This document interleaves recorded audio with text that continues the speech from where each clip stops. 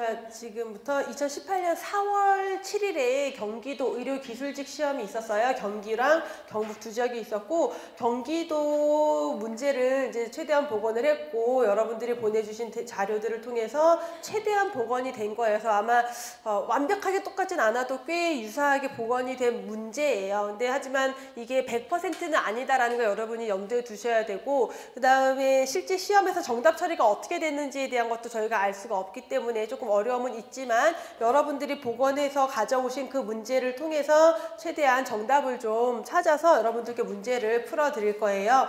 자, 1번 문제부터 보시면은 본인 일부 부담 제도는 무엇에 대해서 묻고 있는데, 자, 이 본인 일부 부담 제도는 우리가 여러분들 그 4월 7일 시험 보기 아마 전주에 했을 거예요. 그쵸?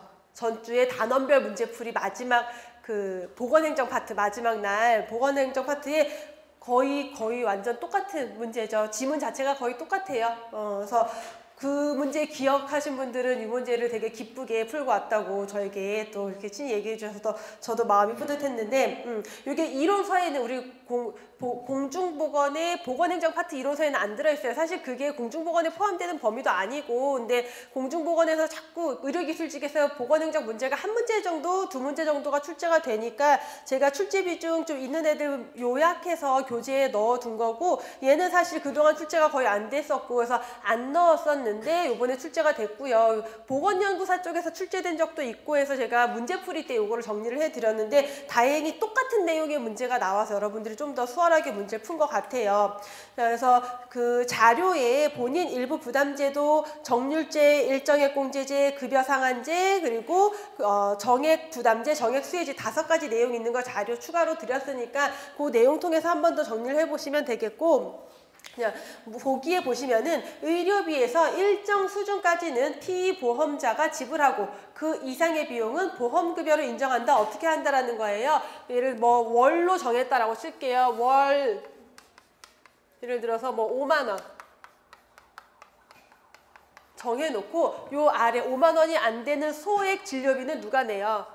본인이 부담을 하는 거죠. 자, 이 5만 원이 넘어갔다라고 하면은 보험을 적용을 해주는 거여서 일정의 그 정해진 금액을 공제한 나머지만 보험 적용해주는 게 바로 본인 일부 부담제 중에서 일정 금액 공제제, 일정의 공제제고요. 도덕적 해이를 방지하여 의료 수요를 억제하는 기능을 가진다라는 건 모든 본인 일부 부담제가 가지고 있는 특징이죠. 그래서 자, 본인 일부 부담제라는 것 자체가 의료 남용을 방지하기 위해서 도덕적 해이로 인한 의료 남용을 방지하기 위해서 일정한 부분의 돈을 본인이 내게 하는 방법들인데, 그 중에는 정률제도 있고 일정 금액 공제제도 있고 급여 상환제도 있고 정액 부담제, 정액 수혜제가 있고요. 그 중에서 정액 공제제, 일정액 공제제, 일정 금액 공제제 다 같은 표현이에요. 그 내용이 시험 문제로 나온 거죠. 그래서 지금 우리 그동안 모의고사 하면서 나머지 내용들도 좀 상세하게 다 정리를 했어요. 그래서 지금 그것들을 다 정리해드리진 않을 거지만 이 내용은 일정 금액 공제제라는 거, 더불어서 여러분들 이후 시험 준비하시는 분들, 그래서 이게 이제 경기도에서도 이렇게 나왔기 때문에 다른 지역에서도 충분히 나올 수가 있어요. 그래서 한 번만 또 간단하게 정리를 해보고 가면은, 정률제는 어떻게 하는 거다? 정률제는 예를 들어서 의료 비용이 100원이 나왔다. 그러면 20%는 본인이 부담하고 80%는 의료기관, 그 보험자가 보험 적용을 해주는 거, 우리나라 정률제 방식 따르고 있죠. 대부분의 내용들이. 근데 100% 정률제는 아니에요. 일정의 서비스 그 정액 부담제, 정액 수혜제 이런 것들도 있지만 기본은 이거예요. 일정의 공제제, 정률제를 따르고 있고, 일정의 공제제에 대한 거 지금 봤고요. 그다음에 급여 상한제는 요거의 반대죠. 월 예를 들어서 5만 원이 아니라 예를 들어서 100만 원이라고 할게요. 정해놨어요. 그 다음에 이 돈까지는 누가? 보험자가 보험 적용을 해주고, 이거 넘는 돈은 본인이 내. 이렇게 하는 거죠. 월 100만 원 너무 많나? 50만 원? 아니다. 100만 원 넘을 수도 있지. 100만 원. 이 금액은 제가 임의로 그냥 하는 거니까 금액에 신경 쓰지 마시고, 이렇게 해서 어떤 의료비에 대해서 다 보장을 해주되 어떤 것, 고액의 의료이지만 별로 치료 효과가 없는 것, 검증되지 않은 것들, 그런 것들 굳이 쓸 거면 네 돈으로 내. 우리는 꼭 필요한 것만 해줄게. 100만 원까지 이런 식으로 하는 게 급여 상한제, 급여 혜택에 상한선을 준다라는 거죠. 그래서 급여 상한제와 일정 금액 공제제 짝꿍으로 해서 반대 개념으로 기억하시면 되겠고, 다음 정액 부담제와 정액 수혜제를 짝꿍으로 기억하셔야 되는데, 정해진 금액을 부담하거나 정해진 금액을 수혜 혜택을 받는데, 이거는 이 둘의 포인트는 의료 서비스 이용 건당이에요. 자, 얘네는 어떤 기간 동안의 금액을 정해둔 거죠. 근데 그게 아니라 의료 서비스, 병원에 한번 갈 때마다 정액 부담제, 정해진 금액을 내가 내요. 의료기관, 의원급 의료기관 방문할 때마다 1,000원, 방문할 때마다 2,000원, 이런 식으로. 그럼 반대로 정액 수혜제는요, 병원에 갈 때마다 의료 서비스 이용 건당 5만 원을 지원을 해줘요. 내가 얼마가 내든 상관없이 정해진 금액을 수혜 혜택을 받는 것. 그래서 정액 수혜제까지 있죠. 자, 다음에 2번 문제, 공업 중독의 원인 물질과 위험 작업의 연결이 옳은 것. 이것도 생각보다 많이 틀리셨어요, 학생들이. 꼼꼼하게 공부 안 하면 틀리기 쉬운 내용. 그래서 너무 생소한 건 아닌데 이거 아차 싶은 그러한 문제가 이런 거죠. 그래서 자, 크롬 하면은 대표적인 위험 작업이 크롬 도금 작업, 그다음에 중크롬산 제조 작업, 화학 비료 공업이나 염색 공업, 시멘트 제조 등이 되겠고요. 그래서 도금 맞고요. 자, 체온계는 수은이에요. 체온계 제조는 수은, 납은 납재련, 축전지가 납이죠. 납축전지, 페인트공, 인쇄공. 자, 카드뮴 같은 경우는요, 농약 수은에 들어가야 맞겠고, 카드뮴, 아연 광석, 채광이나 재련 과정에서 나오는 부산물, 전기 도금이나 판금, 용접, 합금, 염화비닐 안정제, 형광 등 반도체, 축전지, 광전지 취급 작업장으로 들어가요. 자, 수은 온도계, 체온계 제조, 그 다음에 약품 제조, 농약 제조, 농약 포함한 약품 제조, 형광등 제조, 건전지 제조 등이고요.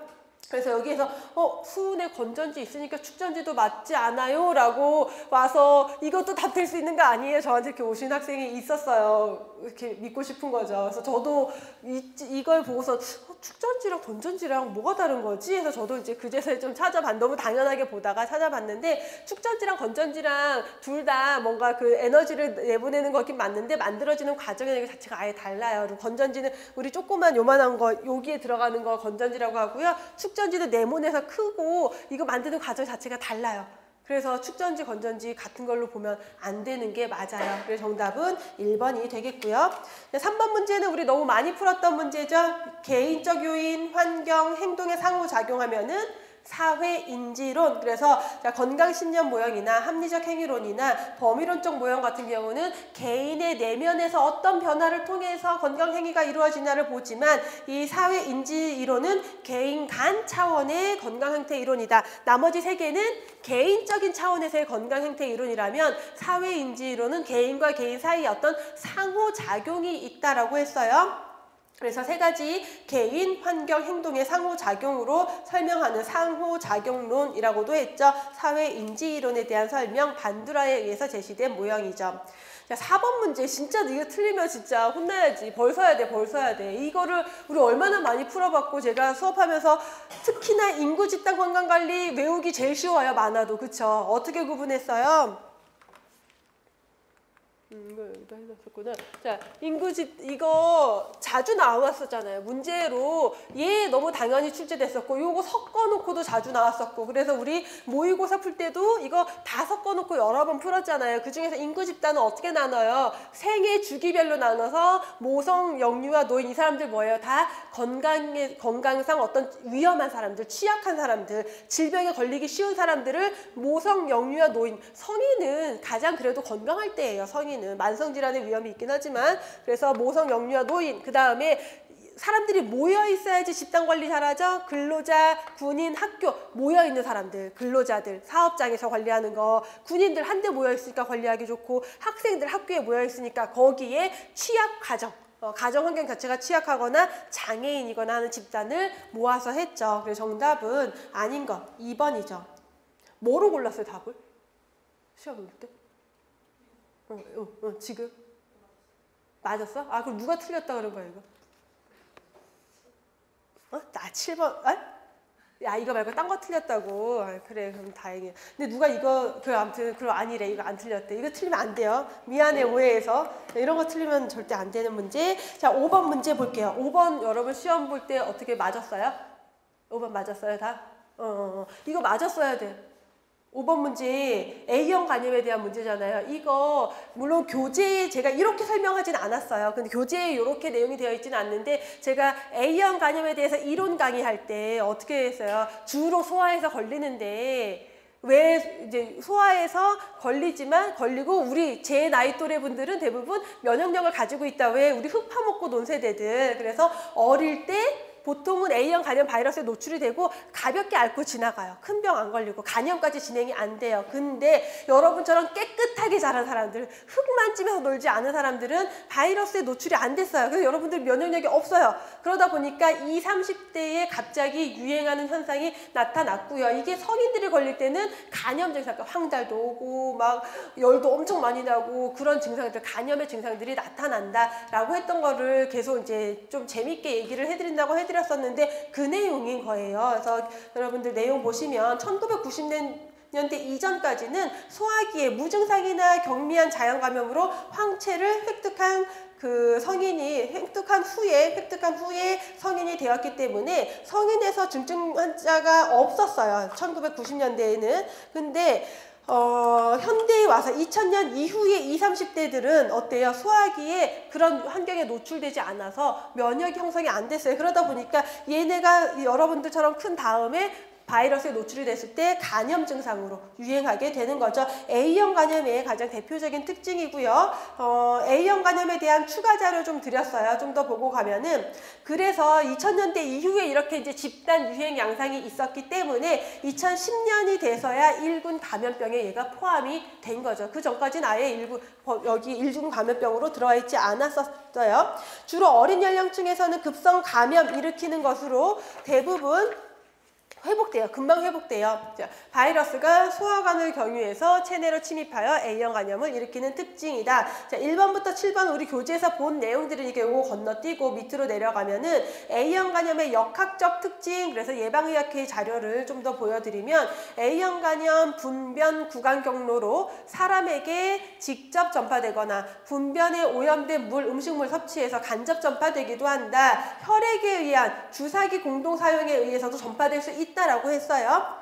자, 1990년대 이전까지는 대부분의 국민이 소화기에 무증상 또는 경미한 감염이 되기 때문에 항체를 가지게 되고 그 다음에 성인이 됐으니까 중증 A형 간염 환자가 거의 없었는데 사회경제적 발전, 위생 개선, 상수도 보급 이런 걸로 인해서 우리가 환경이 깨끗해졌더니 20, 30대, 지금의 20, 30대는 어릴 때 그러한 지저분한 환경에 노출이 안 됐어요. 그래서 2000년 이후에 와서는 20, 30대에서 주로 유행을 했고 이렇게 20, 30대 그러니까 성인에서 걸릴 때는 간염 증상까지 보통 가게 돼요. 그래서 A형 간염에 대한 문제죠.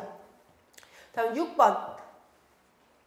원격 의료에 대한 설명 옳지 않은 것. 자, 원격 의료에 대해서 의료법에 대한 문제가 의료법에 있는 문제가 나왔는데 요거는 의료기술직 같은 경우는 의료 법규를 같이 하기 때문에 우리가 공중보건에서 다뤄진 내용은 아니었어요. 근데 법규에서 워낙에 했을 거여서 크게 어렵지 않게 푸신 걸로 제가 알고 있고, 자, 우선 모든 의료인은 원격 의료를 할 수 있다가 아니라 어떻게 해요? 의료인 중에서 의료업에 종사하고 있는 의사, 치과의사, 한의사만 그 원격 의료를 할 수 있고요. 원격 의료를 행하거나 받으려는 자는 보건복지부령으로 정하는 시설, 장비 갖추고 있어야 하고 원격 의료를 하는 자는 환자를 직접 대면하여 진료하는 경우와 같은 책임을 가지게 되고요. 원격 지의사라고 하면은 원격으로 의료를 행하는 사람, 원격으로 뭔가 모니터 이런 거 보면서 의료를 행하는 사람은 원격 지의사라고 하고요.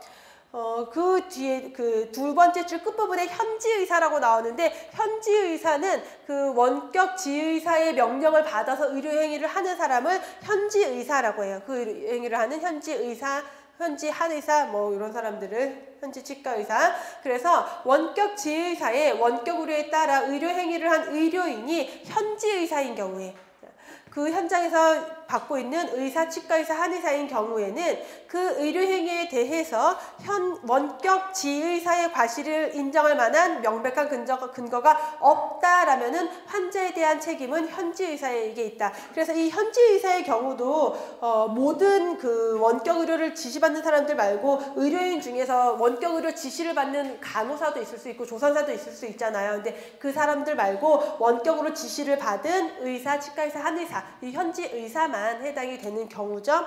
그래서 옳지 않은 건 1번이고요. 여러분 자료에 의료법, 원격 의료에 대한 내용들을 드렸고 그 내용이 그대로 나와 있으니까 참고해서 보시면 돼요.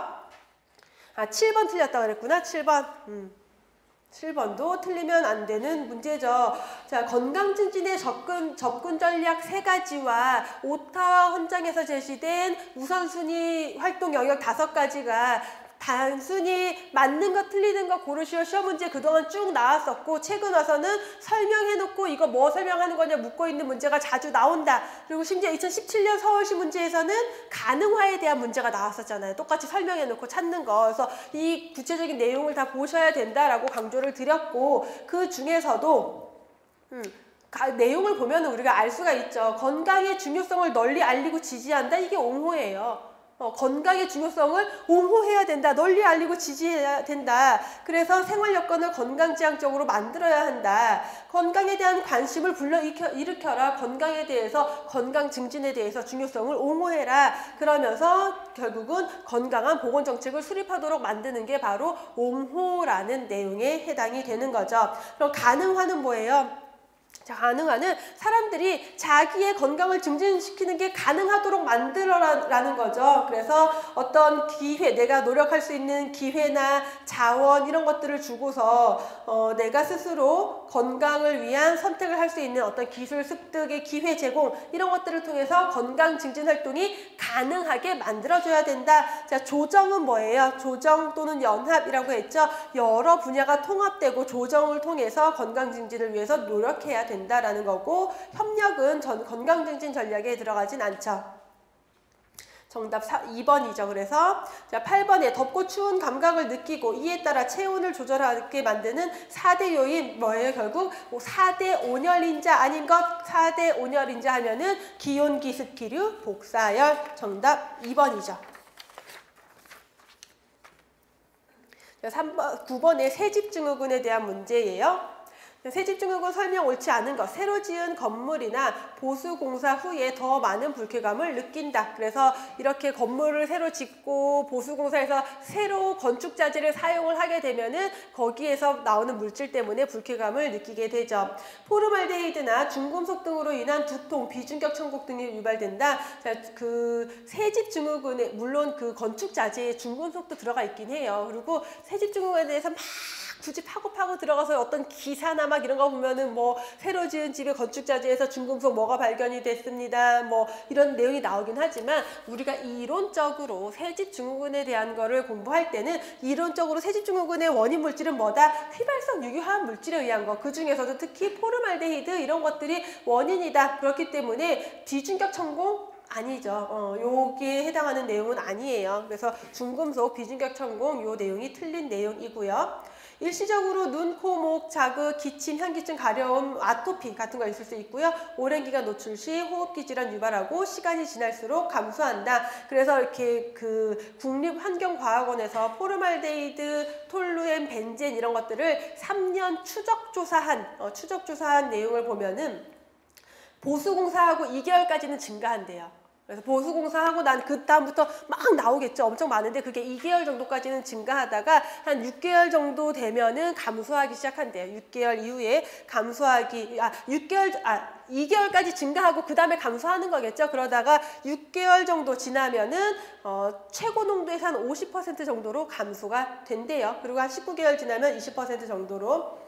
요거를 굳이 제가 이런 설명을 드리는 이유는 뭐냐면 이게 이제 공부를 너무 오래 하거나 너무 집중적으로 했을 때 약간 내 논리에 빠져서 거기에 문제가 생기는 경우들이 있는데 제가 다른 카페에서 어떤 학생들이 이거 가지고 굉장한 갑론을박을 하는 걸 봤어요. 근데 거기에 논지는 뭐냐면 제 교재 말고 어떤 다른 교수님 교재에 6개월의 최고치다라는 설명이 들어가 있는 거예요. 그러니까 6개월의 최고치인데 1번 보기에 그 선생님들에 의해는 여기에 그 표현이 있대요. 건물을 새로 짓거나 보수공사 직후에 심하다.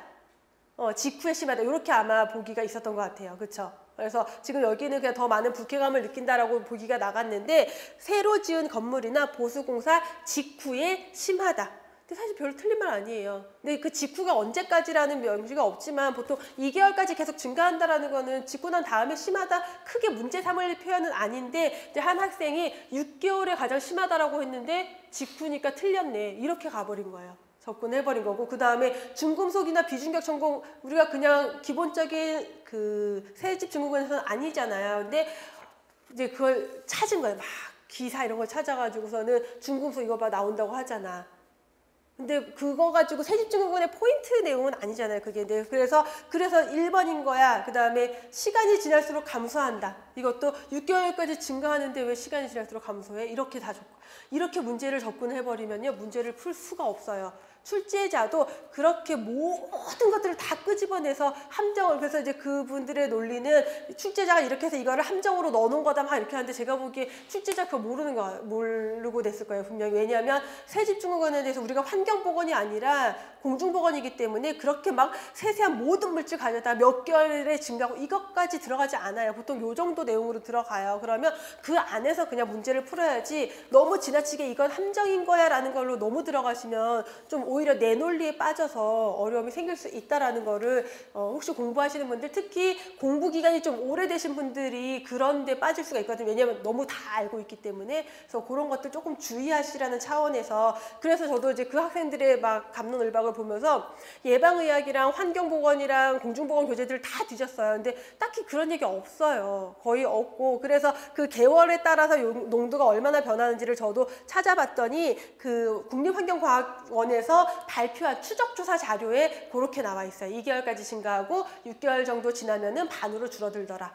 근데 이건 사실 집마다 다르겠죠 또. 모두 똑같진 않을 거잖아요. 또 그 집에서 어떻게 관리했냐에 따라 다를 거고 그래서 그런 특성이 있다. 여러분들 왜냐면 또 공부하시다가 카페에서 많이 보시는 분들이 있어요. 그러면 그런 거 보면서 거기에 나 이거 모르는 내용인데 또 거기에 합류돼서 혼란에 빠질 수가 있어서 잠깐 좀 너무 지나치게 들어가는 거는 조금 주의하실 필요가 있다라는 차원에서 이런 설명을 좀 드렸어요. 자, 다음에 10번 문제 휘발성 유기화합물에 대한 설명 옳지 않은 것. 호흡기 증상을 일으키며 두통 등 비특이적인 증상을 유발한다. 그래서 우리가 비특이적이라는 것은 뭐 완전 얘만 가지고 있는 특징적인 증상이 아니라 그냥 두통, 기침, 목 자극 이런 거 비특이적인 증상들이라고 하죠. 유기용제를 다루는 과정에서나 또는 주유소에서 연료 넣을 때도 배출이 되고요. 나무, 풀 같은 식물, 자연에서도 배출이 돼요. 주로 기온이 높을 때 더욱 많이 배출이 돼요. 그래서 여러분 그 휘발성 유기화합물에 대해서 추가 자료 요거는 예방의학에 있는 내용들 거의 그대로 제가 보기에 문제로 출제했던 내용인 것 같아요. 자, 문제 그 내용 보시면은 휘발성 유기화합물을 벤젠, 포르말데히드, 클로로포름, 메탄올, 사야마탄소, 포르말데히드 등 다양한 물질이 포함이 되어 있고요. 질소산화물과 마찬가지로 얘도 오존의 전구물질. 그래서 우리 오존에 대한 거 할 때 전구물질로 이 휘발성 유기화합물도 같이 봤었어요. 그래서 질소화합물, 탄화수소, 특히 휘발성 유기화합물질이 전구물질이다. 근데 이거 자체로도 호흡기 자극 증상, 두통 이런 비특이적인 증상들을 유발하고요. 페인트 같은 유기용제 다룰 때 자동차 배기가스, 주유소 연료 넣을 때 상당량 배출이 되고요. 자, 이 휘발성 유기화합물은 나무나 풀 같은 식물에서도 배출이 되는데 특히 기온이 높을 때 나무나 식물에서 더 많이 배출이 된다라는 거예요.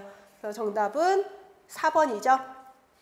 다음 11번 우리 쉽게 풀었을 문제고 수급자들 노인 장기요양보험에서 수급자 하루 중에서 일정한 시간 동안 장기요양 기간에 보호하면서 신체활동 지원, 심신기능 유지, 향상을 위해서 교육훈련 제공하는 게 주 야간 보호였죠. 자, 시설급여라고 시설보호는 없고 시설급여가 있죠. 그러면 시설급여는 장기요양기관이 운영하는 노인의료복지시설에서 그 입소해서 장기간 입소해서 통해서 지원받는 것이고, 단기 보호는 마찬가지로 재가급여 중에 하나이긴 하지만 하루 중 일정 시간이 아니라 일정 기간 동안, 보통 9일 이내의 기간 동안 입소해서 받는 거고요. 방문 요양은 집으로 와서 해주는 요양 서비스죠. 정답 3번. 12번 문제가, 그래서 문제를 조금 보건행정에 대한 문제가 나오긴 하는데 조금 애매하다 싶은데 제가 보기에 정답은 1번으로 판단이 돼요. 요게 우선 보시면은 최소 비용과 노력으로 최대 효과를 낸다. 이거 뭐 설명이에요? 효율성이죠. 최소 비용으로 최대 효과. 그러면 우리가 양질의 보건 의료를 하거나 할 때 기본적으로 효율성에 대한 걸 봐요. 근데 이제 뭐가 있냐면 우리 보건행정에서 볼 때 보건행정은 효율성을 가지고는 있긴 하지만 형평성의 문제가 더 강조되기 때문에 비효율성도 내포하고 있긴 해요. 공공재이기 때문에. 근데 그렇다고 해서 효율성의 특징이 아예 없다고 할 수는 없어요. 그래서 사실 1번 보기 말고 다른 보기 중에 더 좋은 보기가 있다. 형평성에 대한 거라던가 또는 대응성이라든가 이런 내용들이, 효과성이라든가 이런 게 있으면은 그걸 답으로 고를 수가 있는데 나머지 내용의 보기들이 다 별로예요. 자, 2번에 자유민주주의 원칙에 따른 소극적 규제 행정이라는 건 뭐냐면 최대한 규제를 안 한다라는 거예요. 아주 꼭 지켜야 될 것만 해놓고 알아서 해. 자유민주주의 국가니까 라는 거죠. 그래서 사실 보건행정은 소극적 규제보다는 규제가 더 많이 들어가요. 왜요? 시장 경제에 내맡길 수가 없어요. 그렇죠? 보건의료 서비스의 사회경제적 특징, 외부 효과나 소비자의 무지나 독점성이나 여러 가지 이런 특성들, 공공재적 특성, 우량재적 특성 이런 것들 때문에 국가가 개입하고 간섭해야 돼요. 그래서 국가가 규제자의 역할도, 공급자의 공급에 대한 규제자의 역할도 하고요. 소비자에게 어떤 정보 제공자의 역할도 하고 직접 보험자 역할도 하고 다양한 역할을 했었죠. 그래서 소극적 규제 행정이라는 표현을 쓰는 데는 없고요. 그래서 제가 이 표현을 어디에서 좀 볼 수 있을까 많이 뒤져봤는데 보건행정 교재 중에 이런 표현이 있는 데가 있어요. 자, 소극적 질서행정이라는 표현을 쓰는데, 자, 소극적 규제행정이라는 것은 소극적으로 시민들의 질서를 유지하기 위한 그런 정도의 행정이다라고 보시면 되고, 근데 보건행정은 그러한 소극적인 질서행정을 벗어나서 사회 정의에 입각한 봉사행정의 성격을 가지고 있어요. 국가가 국민에게 봉사해야 돼. 어떻게 개입하고 간섭해서. 그렇기 때문에 이 표현은 맞지 않는 표현이다라고 판단이 되고, 이윤 중심의 모형? 당연히 아니죠. 이윤을 추구할 수 없고요. 사람의 건강이 우선이기 때문에 주민 참여보다 정부 주도로 획일적으로 집행하는 게 아니라 건강을 위해서 보건행정의 특징, 교육성 및 조장성. 그래서 이 표현도 맞지 않는 거죠. 그래서 정답을 1번으로 보는 게 가장 적절하다라고 판단이 되고요. 13번 소독법, 결핵균, 살모넬라균처럼 포자를 형성하지 않는 균. 다시 말하면 포자 형성균은 못 죽여요. 포자 형성하지 않는 균 죽이고 주로 아이스크림, 우유, 건조과실, 포도주, 살균 처리하는 데 사용하는 게 저온 소독법이죠. 그래서 우유 같은 경우는 63도에서 한 30분 정도, 아이스크림은 80도에서 30분 정도, 건조과실 72도에서 30분 이런 식으로 각각의 어떤 제품에 맞게끔 낮은 온도, 100도가 넘지 않는 낮은 온도에서 살균하는 방법, 저온 소독법에 대한 설명이죠. 다음 14번 식품 보존 방법에 대한 설명. 옳은 것, 냉장법은 0에서 10도 사이에 주로 보존을 하는데 야채, 과일, 육류 같은 경우는 1에서 4도 정도로 보존하죠. 15도까지 올라가면 안 돼요. 더워요. 자외선 살균법 2500에서 2700 옴스트롱 파장을 이용하여 살균 작용하는 방법이다. 자, 이 옴스트롱에 대해서는 파장이 책마다 조금씩 다르게 나와 있어요. 자, 우리 교재는 2400에서 2800으로 되어 있는데 2500에서 2700이면은 2400에서 2800 사이죠. 괜찮아요. 문제되지 않아요. 그럼 이 정도면은. 가열법은 120도에서 30분 가열하는 방법이다. 자, 가열법 같은 경우는 가열법의 종류에 따라서 저온 살균법이면은 60에서 65도에서 30분간 사열하고, 고온 단시간이면 70에서 75도에서 15분간, 초고온 순간 살균법 하면은 130도에서 140도에서 20초에서 3초간 이런 식으로 하게 되죠. 그렇기 때문에 이렇게 120에서 30분간 아니고요. 건조법 수분 함량을 얼마로? 15% 이하로 낮추는 게 건조법이죠. 그럼 옳은 것 2번이고요. 그 다음에 15번도 자, 15번도 많이 틀렸어요. 학생들이. 왜냐하면 이것까지 미처 이것까지 이런 분야이기도 했고 워낙에 저도 사실은 이걸 강의를 하면서 사실 식품 보존료에 대해서는 제가 디테일하게 설명을 해드리진 않아요. 우리가 식품 전공자도 아니고 그다음에 이 종류가 어디에 쓰는지 이런 게 구체적인 내용까지 들어가지 않기 때문에 이걸 여러분들이 그냥 보고 연결시켜서 암기해야 되는 내용이어서 제가 구체적 설명 뭐 이런 거 굳이 하지 않는 내용이기도 하고 사실 이런 것까지 좀 내면 그렇다라는 생각이 드는 내용이기도 한데 어쨌든 가끔은 나오는 문제다라고 말씀을 드렸어요. 가끔 나오고 이번에 출제가 됐죠. 자, 보존료에 소르빙산, 소르빈산이라고도 하고 소르부산이라고도 하고 소르빅산이라고도 해요. 그리고 디하이드로초산 대표적인 보존료고요. 감미료 단맛 내는 거, 사카린 그리고 아스파탐. 자, 산화방지제의 BHT라고 하면요. 산화방지제 중에 하나고 BHT, 디부틸 히드로키논이라는 이름의 산화방지제고요. 프리피온산 나트륨은 보존료에 해당이 돼요. 살균제의 표백분, 차염소산 나트륨까지. 그래서 정답은 3번이고 요것도 또 이제 어떤 학생들이 너무 깊이 들어가서 식약처에서 식품 첨가물 목록 뭐 이런 거 발표하는 게 있거든요. 근데 거기에 얘네들이 다 있는 애들인데 그중에 표백분이 빠졌어요. 2010년 정도에. 근데 그 빠진 이유가 그러니까 목록에서 삭제됐어요. 근데 삭제된 이유는 외국에서는 지정이 되어 있지 않고 국내에 사용 실적이 없어서 삭제가 됐어요. 근데 그렇다고 해서 쓰면 안 돼! 이게 아니라 그 목록에 빠져 있는 거거든요. 근데 어떻게 그거를 이제 식품 전공하신 분이 아닐까 싶어요. 내가 보기에는.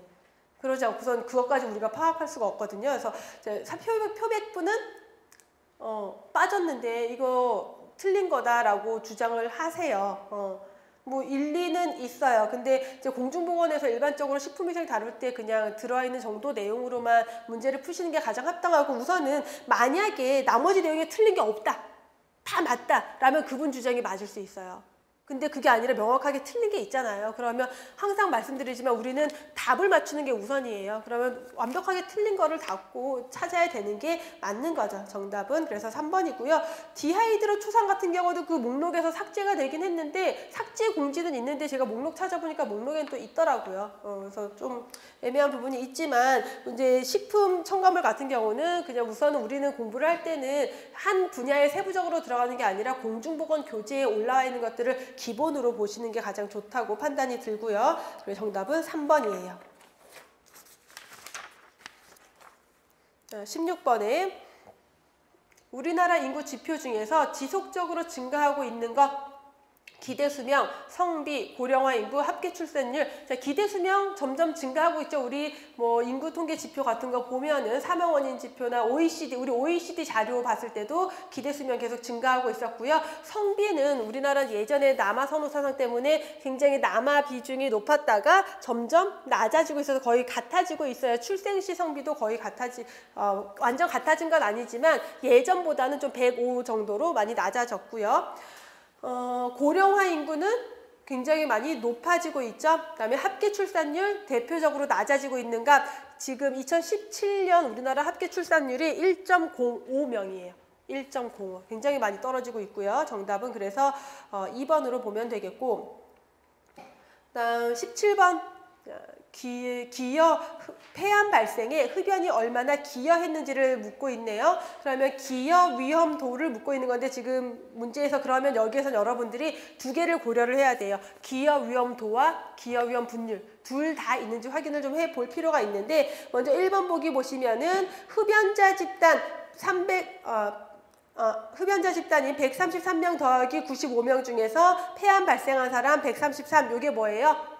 흡연자 중에서의 폐암 발생률 빼기 388 더하기 495분의 388 이건 뭐예요? 비흡연자의 폐암 발생률이죠. 그러면 기여 위험도는 뭐예요? 노출군에서의 질병 발생률 빼기 비노출군에서의 질병 발생률이니까 얘는 기여 위험도 맞네요.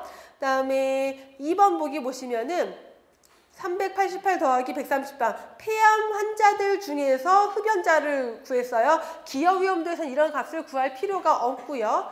그 다음에 3번 보기에 이 보기가 1번이랑 3번이랑 똑같이 나갔네요. 아니다. 아니구나. 아니죠. 제대로 나갔죠.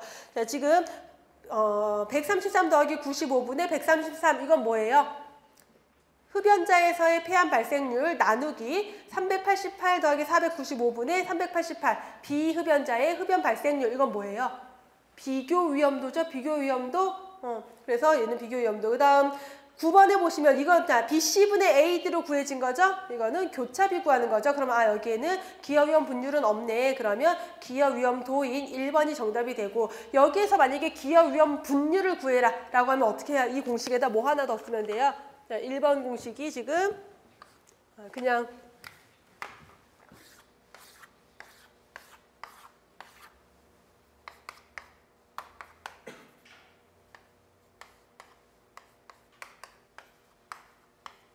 이렇게 공식 폐암 걸린 사람 안 걸린 사람 흡연하는 사람 비흡연자 이렇게 했을 때 지금 비교 위험도는 그래서 비교 위험도 R은 3번에 있는 보기처럼 어떻게 돼요? C 플러스 D분의 C A 플러스 B분의 A라는 값으로 비교 위험도를 구한 거죠. 여기 있는 공식이랑 똑같죠.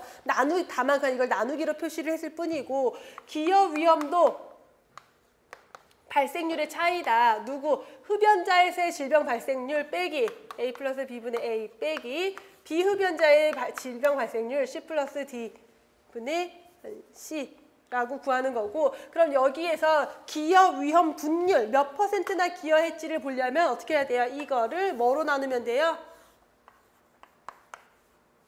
이렇게 나눠주면은 기여 위험 분율이 되는 거죠. 곱하기 100.